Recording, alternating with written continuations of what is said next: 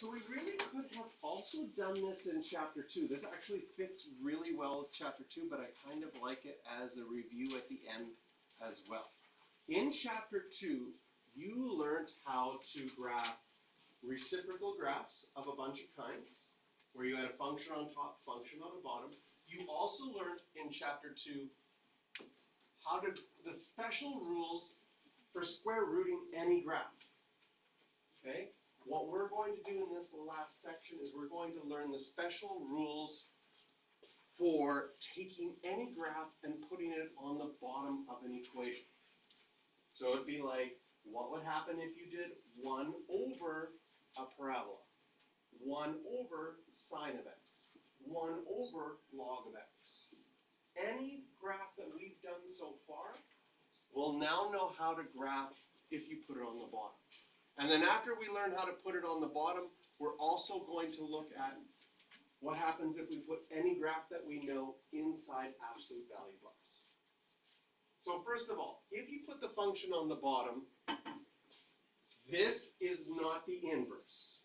Notation is terrible in math in this situation because the -1 as an exponent means move to the bottom, but the -1 for a function means the inverse. So anytime we want a function on the bottom, we write it as 1 over f of x. And in your notes, I have a whole bunch of steps that we're going to follow, but the steps all come from one special tiny rule. And the special tiny rule looks like this. If you have the graph of f of x, you can take any point on your original graph, and all you're going to do is change the y-coordinate, because f of x is your old y-coordinate, so now your new y-coordinate is 1 divided by the old y-coordinate. That's the simple rule. Unfortunately, the simple rule causes a whole bunch of weird things to happen. So we have to look at what are all the weird things that happen when we do that, okay? So I will start off with, even before we get to our examples, I'll make sure I don't pick exactly the same numbers that our examples have. Okay, I'm going to start off with y equals 1 over x squared minus 1. You know what, you can just watch if you want. You don't even have to, just watch this one, because we're going to have another example in your notes later, okay? So what you're going to do is you're going to think about the bottom, which I'll show in blue here. Do you know how to graph x squared minus 1? Absolutely. Right, that's just a parabola.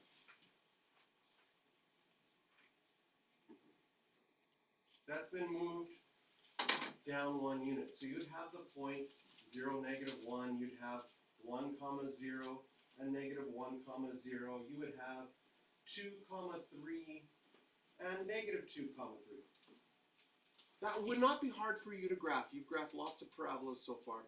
Not hard to graph, not hard to label the points.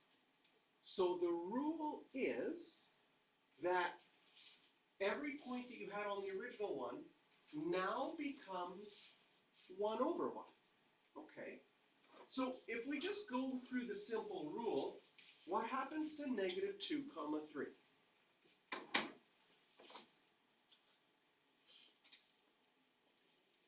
It becomes -2, 1 over 3. That's the simple rule. What happens to -1, 0? Oh. You're not allowed to divide by 0, are you? I can't do that. So what do you think we should do when we have a non-permissible value on the bottom? An asymptote. Chapter 2 told us when you have a non-permissible value, it's either an asymptote or a whole. In this case, it's not going to ever cancel out with the 1 on top. It has to be an asymptote. What's going to happen with 0, -1? You're going to get 0, 1 over -1, which is still 0, -1. see that we're still going to have another asymptote. Wow. Use your color imagination. Imagine that's all in red. And we're going to have 2. So I just did 5 points. And this is why reciprocal graphs are a little bit more complicated. What is my graph supposed to look like? I have a bit of a problem. Okay? So we're going to learn how we take this graph. We're going to learn why in reciprocal graphs, sometimes there's an asymptote at y equals 0. Probably you can see it. Can you see the degree is bigger on the bottom? It makes sense that y is equal to 0.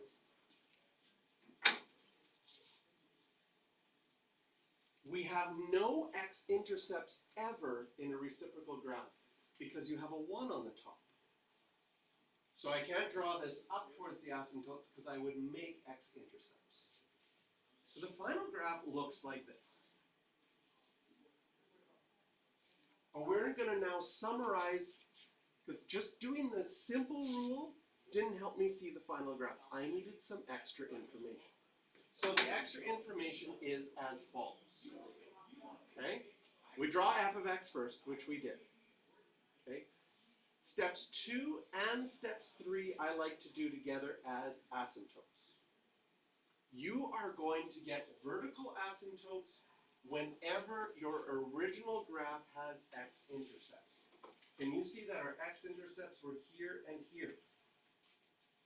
They become asymptotes because they will be non-permissible values. When you do the simple rule, if you go 1 over 0, it's not going to be allowed.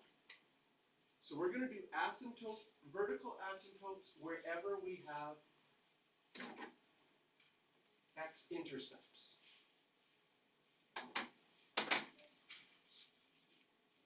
We are also going to draw a horizontal asymptote at y equals 0 if your original y graph's y coordinates go up or down forever. So this says go towards positive infinity or towards negative infinity.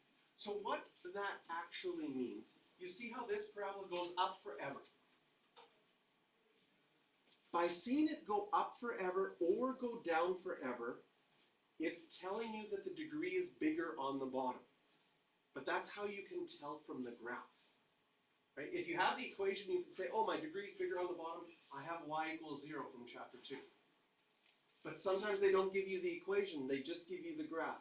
If your graph goes up forever, that's telling you my y values are going to get huge, like 1,000. And when I do the simple rule, if y is 1,000, then 1 over 1,000 is really close to 0. So if your y values get big, either big positive numbers or big negative numbers, up or down forever, you will always have an asymptote at y equals 0. So we draw f of x first. Then the first thing I look for is asymptotes, which in my steps is actually step 2 and 3. If you think asymptotes, you get 2 steps in 1. Then, steps 4 and 5, I like to just rename those nice points. Can you do any points? Even like, I had 2, 3. It's not super nice, but it's it's a point that I knew. I can change it to 2, 1 over 3. And then as soon as you have a point in a section, just like in chapter 2, you can draw that graph. So your asymptotes sort of give you your sections, just like chapter 2, and then take some points and divide them. And as soon as you get 1 point, you're going to have enough to finish your graph. Now in steps 4, I talk about sometimes the nice points don't change at all. Like if your point was 1 or if it's minus 1, just like in our graph when it was minus 1, it didn't change. That's a really nice point. It even has a special name. We called it an invariant point. Where do I have it? Right here. Invariant points because they don't change. Also, in my notes, I say, hey, if you have a minimum in the original graph, it becomes like a maximum in your other graph. So look at our original graph here. You see how that's a minimum? But in this one, it's like a little maximum in this area. We call those local maximums and local minimums when everybody around you, like, -1 feels all special because everybody around them is less than them. Right? Over here, there are people that are bigger, but they're like, don't have to worry about that because around them, they are the local maximum. They're the most important person in their town. And then once you've got your nice points, the very last step is just draw your graph towards the asymptotes. Very similar to what we did in chapter 2. So on your second piece of paper, I've got a bunch of things drawn out. We are going to simplify this even a little bit easier. Okay? If you were asked to graph 1 over x squared minus 4, you could graph x squared minus 4 first, and then I think it's not bad if you have space right beside this. We're going to go through the steps together. If you have the original graph, step 1 is do all of the asymptotes. Do we have any x-intercepts? Yes. We have an x-intercept at -2, and we have an x-intercept at 2.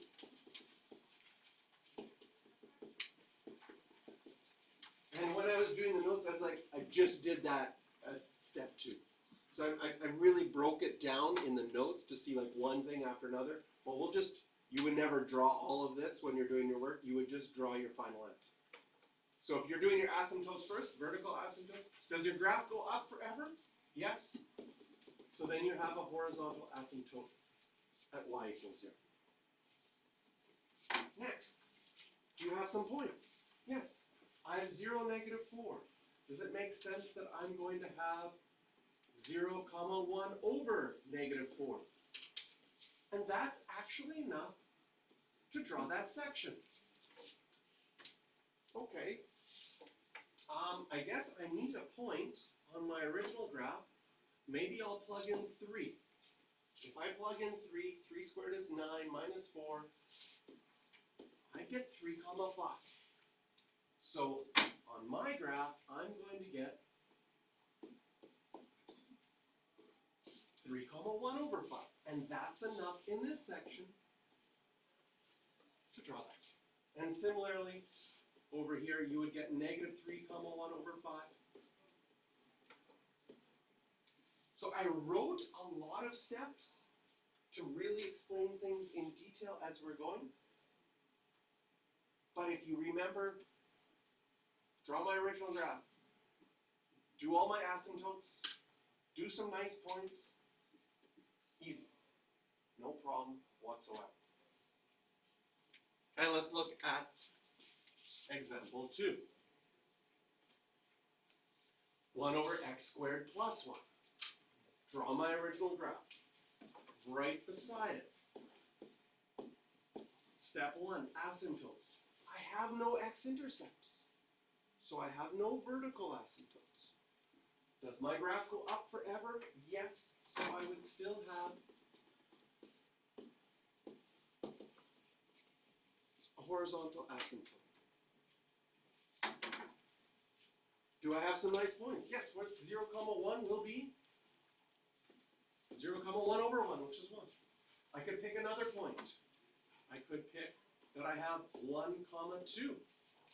What's going to happen to 1, 2?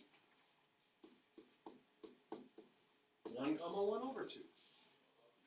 Same thing, you'll have the same. And it's going to go towards your asymptote. Kind of weird looking. That's what makes reciprocal graphs tricky, is that the graphs in the end look weird. In fact, if you had done this in grade 11, sometimes we give these graphs, I like to name them. I call this one the sad face because it has a frown. Did you do the sad face graph last year? Yes. Oh. This one, the speed bump. Just kind of like a little speed bump graph.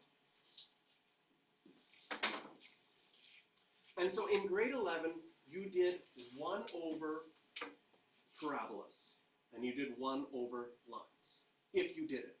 If you didn't do it, this is teaching it to you for the first time. It's not crazy hard, especially after doing chapter 2. Okay? But we can now do 1 over any graph. So we could take something else that we've graphed this year, which is the square root of x plus 4, which is your square root graph, move 4 to the left. So you graph the bottom first, then write the side, start with asymptotes.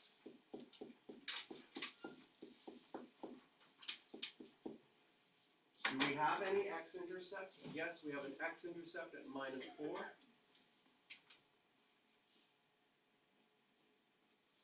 So we draw a vertical asymptote at -4. Does our graph keep going up forever?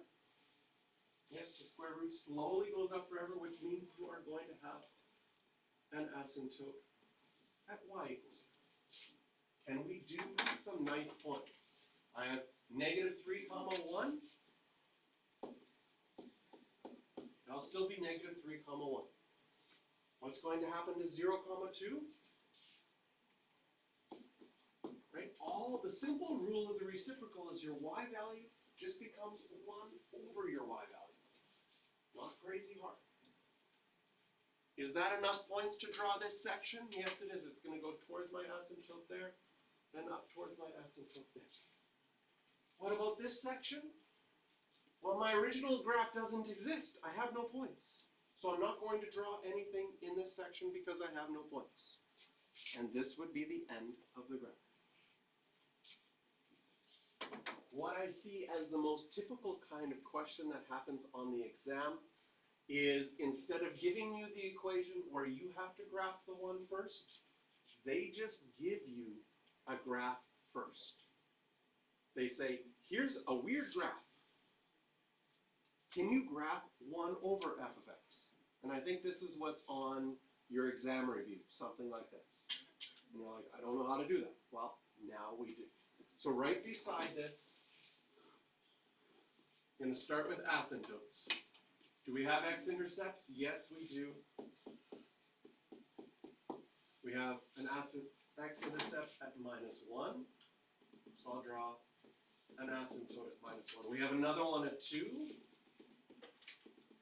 So I draw another one at 2. Do we have any more? Yes, we have another one at 4. So I draw another one at 4. There is an arrow on the end of this graph saying that it's going up forever. Sometimes they just stop. Like if there was just a point there saying it stopped at 6, 1, you would not draw an asymptote at y equals 0. But since there's an arrowhead, we do draw an asymptote.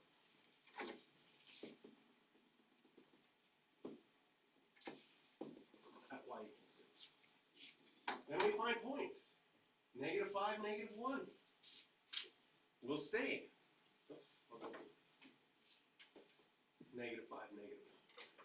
-2, -1 will stay. -2, -1.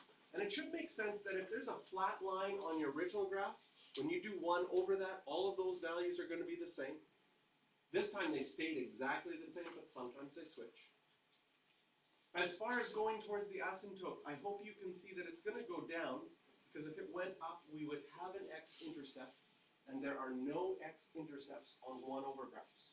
The only way you get an x-intercept in a fraction is if your numerator is equal to 0, and your numerator is 1.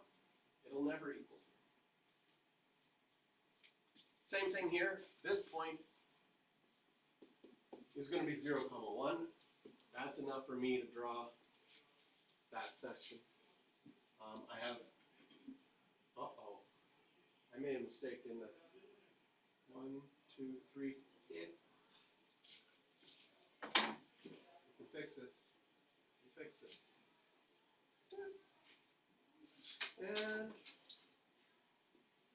that's 5. Okay. That's 5. Perfect. You hardly even noticed that we made that mistake. Because I have the point 4, -1, and that point is going to stay at 4, -1, which is enough to draw this section going down like that. And finally, we have 6, 1. That's also going to stay the same. Lots of invariant points in this example. So the final graph looks really weird. And if you didn't know the special rules for graphing reciprocal graphs, right? There'd be a fun assignment. I'd be like, okay, here's this graph. Here's the answer. Tell me the rules I used to do it. Would that be, you'd be like, I don't know, you have to, I'm sure I'd get some weird rules like, first you have to take a bunch of drugs, then you spin around 10 times and draw whichever graph makes you feel happy.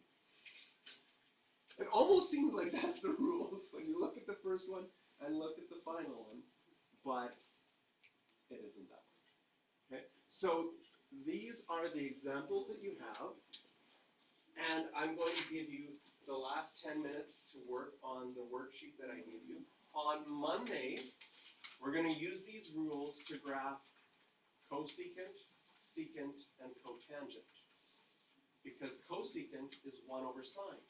So if we know the graph of sine, we can graph cosecant.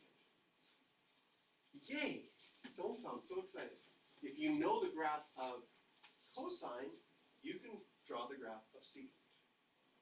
And so we'll do that on Monday, and on Monday, we will finish up by learning if you have any graph that you know, what would happen to that graph if you put absolute value graphs around it? What is the absolute value graph of log of x look like? What is the absolute value graph of sine of x look like? And it sounds like, oh, I don't want to learn anymore. It's really not too hard.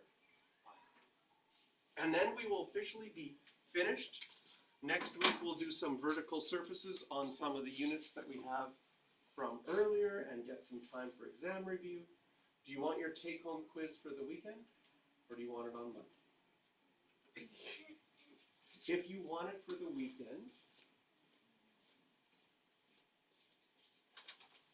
I'll put it here, and you can grab it. And there are 2 pre-quiz. I think there are 2 pre-quizzes for this. I'll double check.